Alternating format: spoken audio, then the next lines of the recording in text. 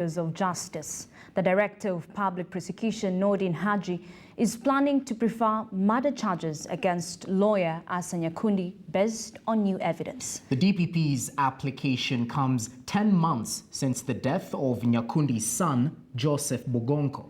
Our crimes reporter Franklin Wala reports. 10 months after city lawyer Assa Nyakundi claimed he accidentally shot his son, the DPP's office now wants the lawyer charged with murder. A high-profile murder that has been swinging the prosecution and investigators like a pendulum, with the back and forth, and at some point allegations of compromise emerged. In an application filed at the Milimani High Court, the office of the DPP now says it has enough evidence to have the lawyer charged with intentional killing. Nyakundi was accused of killing his 29-year-old son Joseph Nyakundi Bokongo March last year.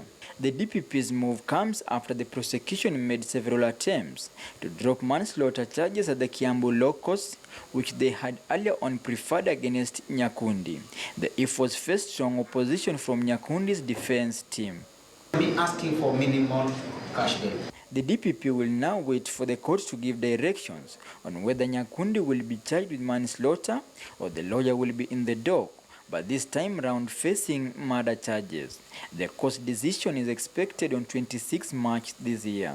Nyakundi's son was buried at the Langata Cemetery, a burial that the father did not attend.